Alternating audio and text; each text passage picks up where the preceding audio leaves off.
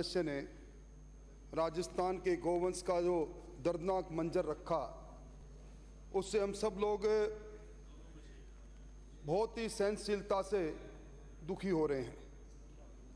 सभापति महोदय, जुलाई का तीसरा सप्ताह मंत्री जी ने अपने वक्तव्य में कहा कि मार्च में इस लंपी वायरस ने राजस्थान में दस्तक दी और जुलाई के तीसरे सप्ताह में राजस्थान के गोवंश पर कहर टूट पड़ा और कोई जिला ऐसा नहीं बचा जिस जिले में गोवंश कालकलवित होना प्रारंभ नहीं हुआ। सभापति महोदय, मैं उस राजस्थान में खड़ा हूं जिस राजस्थान में लोक देवता उनको माना गया जिन्होंने गाय के बचाने के लिए अपने जान को दी, अपने जीवन को उत्सर्ग किया। बाबू जी हो, चाहे तेजा जी हो, चाहे रामदेव जी हो। उस राजस्थान में जब चर्चा चलती है, राजस्थान में लंपी वायरस के कहर से राजस्थान का गोवंश करा रहा है, सरकार बेपरवाह, तो तकलीफ होती है। मैं बड़े मन से कहता हूं कि मंत्री जी, कोई राजनीति करने की इच्छा नहीं है। आपने खुद ने कहा कि राजस्थान का गोवंश जिस देश में दूसरे नंबर पर है। आज मैं जिम्मेवारी से कह सकता हूं, आपने जो बात कही सही कही।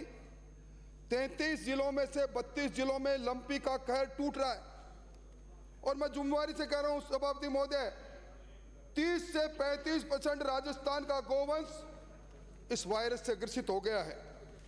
आपने खुद ने देखा होगा किस रफ्तार से बढ़ा है। 2 अगस्त को 1,20,782 आपका आंकड़ा था, इतनी गायें संक्रमित हुई और ये आंकड़ा 8 गुने रफ्तार से बढ़ा। 20 सितंबर को आज जब मैं बात करता हूं तो 17 लाख से ज्यादा संक्रमित हो गई और आपका आंकड़ा कह रहा है 50-55 हजार गायें कालकलवित हुई। सभापति जी, अभी सरपंच संघ के प्रदेश अध्यक्ष ने एक ज्ञापन दिया। उन्होंने मांग की कि राजस्थान का सरपंच को आप गायों के शव का वैज्ञानिक निस्तारण के लिए अलग से धन दो। उन्होंने एक सूची जाहिर की, मैं सूची लेकर आया हूं। उस सूची में मैं गिन रहा था, उनके अनुसार 52 लाख से ज्यादा गायें आज संक्रमित है और 5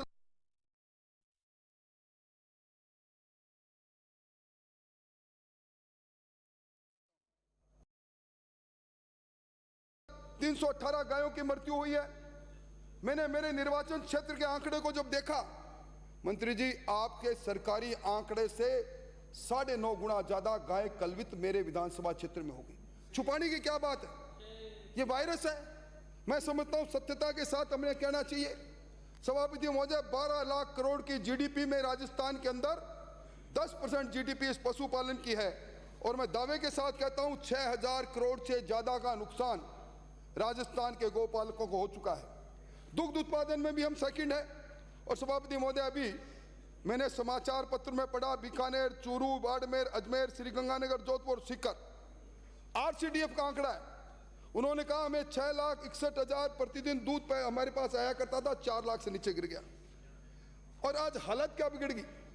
गाय की चिंता नहीं, भैंसों में चला गया, ओसिया के अंदर, हिरण के अंदर चला गया। और तकलीफ इस बात की है, जिस गाइडलाइन की चर्चा मंत्री जी आप कर रहे हो, आपको मालूम है कार्यवाहक न्यायाधीश श्रीवास्तव जी ने उच्च न्यायालय ने सुमोटो कॉग्निजेंस लेकर आपको कहा गाइडलाइन जारी करो। यह तब कहा जब प्रमुख समाचार पत्र भास्कर ने नरकंकालों की फोटो छापी। आपने गाइडलाइन उसके बाद जारी की। 16 सितंबर को राजस्थान पत्रिका ने छापी और पत्रिका ने जो फोटो छापी, उसके बाद राजस्थान उच्च न्यायालय की खंडपीठ ने फिर आपको कहा कम से कम कार्य योजना तो बना दो। मैं आप गोपालक हो, मैं आपको बहुत वर्षों से जानता हूं, पर मेरे को बताओ सभापति महोदय, आपको ध्यान होगा सीकर बंद हो गया। सोशल मीडिया पर 15 सितंबर को किसी ने आह्वान कर दिया, संगठन का नाम हमें मालूम नहीं, आधे से ज्यादा राजस्थान बंद हो गया। आज आपने कोई क्रैश प्रोग्राम जारी नहीं किया, आपकी वैक्सीनेशन आपने खरीदी नहीं, मोबाइल टीम आपकी आधी अधूरी आपने वेटरनरी कॉलेज के बच्चों को लगा दिया जिनको पता ही नहीं। आज आपने यहां कंटेनमेंट जोन नहीं, जिलों के अंदर कंटेनमेंट जोन के लिए कलेक्टर को नोटिफाई नहीं किया, आइसोलेशन वार्ड नहीं, आपने सर्वे नहीं कराया, आपने मुआवजे का प्रबंध नहीं किया और आज 40% से ज्यादा आपके यहां डॉक्टरों के पद और पशुधन सहायकों के पद रिक्त है। आपने सही कहा, 6 अगस्त को रूपाला जी ने बैठक ली, आपने उनसे मांग की हमें 5 करोड़ रुपए के वैक्सीन दो, आपको 8 करोड़ के वैक्सीन दिए। आज assistant to state for control of animal disease ASCAD योजना में 60 लाख वैक्सीन आपको उपलब्ध कराए। मंत्री महोदय, मेरी आपसे प्रार्थना है, यही वैक्सीन उत्तर प्रदेश को कराए। उत्तर प्रदेश प्रतिदिन आज 1,90,000 पशुओं को वैक्सीनेट कर रहा है और उनके यहाँ 26,024 मृत्यु है सिर्फ, और हम 24,26,500 पशुओं का टीकाकरण यूपी कर सकता है, हम क्यों नहीं कर सकते? 82 लाख डोज उनके पास उपलब्ध है और आपने खुद का आंकड़ा कह रहा है 11,34,709 संक्रमित हुए, 11,37,079 को आपने अब टीकाकरण किया है। मतलब संक्रमित कुल कितने हुए? 40,000 पर भी प्रतिदिन का आपका औसत नहीं आता। भगवान के लिए इस बात को जरा गंभीरता से देखो। मैं कोई लंबी बात नहीं कहूंगा, पर एक बात जरूर कहूंगा मंत्री महोदय, मुफ्त पशुओं की दवाई की योजना आपने चालू कर रखी है। आप मुझको बता दो, लंबी 72 दवाइयां हैं सभापति महोदय, 72 में से ये दवाइयां वो है जो पोस्ट संक्रमित कोविड के लिए, इस लंपी के लिए जरूरी है। आपके पास दवाइयां नहीं, आपने जुलाई 2021 के बाद आपका टेंडर समाप्त हो गया, आपने दवाइयां नहीं खरीदी, 14 महीने से दवाइयां नहीं इनके पास, और उसके बाद आपने जो आदमियों की दवाइयां खरीदते हैं RMSCL, इसको आदेश दिया। RMSCL ने 11 नवंबर को मना किया कि हम तो मानवों की दवाई खरीदते हैं। अगस्त 2022 को आपने कॉन्फेड के माध्यम से, ये कॉन्फेड कौन है? ये कॉन्फेड का मिड डे मील से क्या संबंध है? मैं चर्चा करके सनसनी फैलाना नहीं चाहता, पर 5 रुपए 51 रुपए की एग्जिस्टिंग रेट पर 121 रुपए में खरीद रहे हो। कम से कम ऐसी आपदा में तो देखो भाई, क्या टेलर मेड आपने इसका बनाया टेंडर। प्रदेश के बाहर की कंपनी का आदरणीय प्रतिपक्ष नेता 3 वर्ष में 1500 करोड़ का टर्नओवर हो, प्रदेश के अंदर की दवा कंपनी का 2 वर्ष में 200 का हो, और इसको 25 करोड़ की दवाई खरीदनी थी, 250 करोड़ का टेंडर इसलिए फ्लोट कर दिया कि धरोहर राशि होगी नहीं। और एक आपने राष्ट्रीय आपदा की बात कही, मुख्यमंत्री जी से एक बार नहीं 2 बार पत्र लिखाया। आप गए पत्र लिखवाने के लिए 28 अगस्त को और 14 सितंबर को। आपने संविधान पढ़ा होगा, आर्टिकल 246 में जो शेड्यूल बना है, 7 शेड्यूल की एंट्री 15 में, इस पशु धन का परीक्षण, सुरक्षा, रोग निवारण, सारा कार्रवाई की जिम्मेदारी हमारी है। आपने डायरेक्टिव प्रिंसिपल में आर्टिकल 46 देख लो, उसमें फिर कहा है इन पशुओं के मरने मारने से रोकने के लिए स्टेट कदम उठाएगा। और मैं समझता हूं कि आज राजस्थान के अंदर आप राष्ट्रीय आपदा की बात कर रहे हो, इसी सदन में हमने राजस्थान एपिडेमिक डिजीज एक्ट 1957 को रिपील करके राजस्थान एपिडेमिक डिजीज एक्ट 2020 लेकर आए। मुख्यमंत्री जी ने कहा कोरोना में सबसे पहले मैं एपिडेमिक एक्ट लेकर आया हूं। आज गाय कल काला काल कलवित हो रही है, आप किसने बना गया राजस्थान एनिमल एपिडेमिक एक्ट 2022 लेकर आओ। आप महामारी राज्य आपदा घोषित करो, इसको सर्वे कराओ ताकि आपको इनको मुआवजा देना पड़े, कम से कम इस पर आपको बात करनी चाहिए। और मैं एक निवेदन करके, मैं लंबी बात मुझे मालूम है, पर आपको मालूम होगा एनिमल डिजीज एक्ट 1959 आज अपने यहाँ काम कर रहा है, उसके रूल 1960 बने हुए हैं। उस 1959 के पशु अधिनियम 1959 की धारा 8 ये कहती है कि पशुओं में अगर रोग फैला तो टीकाकरण की जिम्मेदारी राज्य की, और सेक्शन 9 ये कहता है कि कंटोनमेंट जोन आइसोलेशन वार्ड बनाने की जिम्मेदारी राज्य की।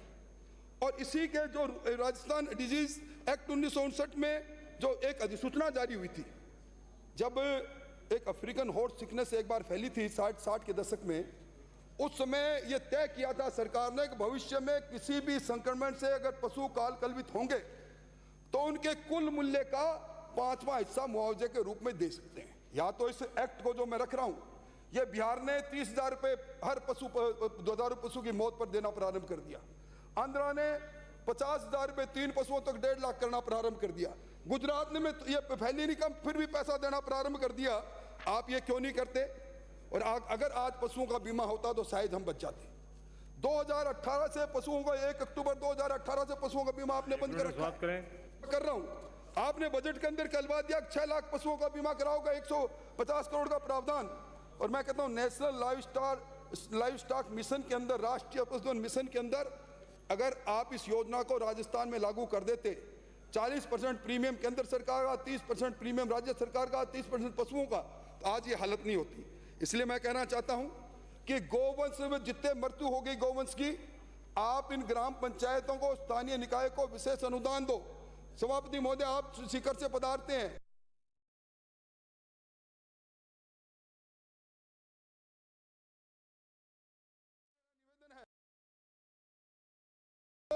राज्य आपदा घोषित करो, आइसोलेशन वार्ड बनाओ, और ये गौ संरक्षण निधि के अंदर आपके पास अभी सिरोही से आने वाले माननीय सदस्य के सवाल में भी मार्च में कहा था 2538 रुपए है।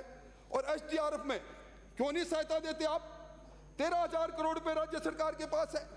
पशुधन काल कलवित हो गया, 60% पैसा केंद्र का, आप इसमें सहायता क्यों नहीं देते? और अंत में मैं ये कहूंगा, आज एक केंद्रीय पशु लाइन मंत्रालय अब लास्ट 31 तारीख को इस मेथिलीन ब्लू के लिए दवाई के लिए कहा कि ये बड़ी कारगर है। आपने अपने यहाँ भी जालौर में इस पर एक्सपेरिमेंट हुआ है। भगवान के लिए इस दवाई को क्रय करें। और ये जो केंद्रीय अनुसंधान हिसार में जो वैक्सीन तैयार हुई है, कृपया आपने बयान दे दिया 20 लाख मंगाए, उसको मनाएं। और अंत में मैं ये कहूँगा सभापति महोदय, इस पूरे मामले में राजस्थान में गोवंश को बचाने के लिए हमने आपकी आंखें खोलने के लिए बातें कही, पर हम आपके साथ हैं, आत्मा से साथ है। मैं तो खुद गाय रखता हूं। गोवंश को बचाने के लिए पूरा विधायक दल जिस तरह काम में लेना चाहो उस तरह काम करेंगे, परंतु वास्तविक आंकड़े बताओ, सर्वे कराओ और मुआवजा दो। धन्यवाद। अन्य सभापति महोदय।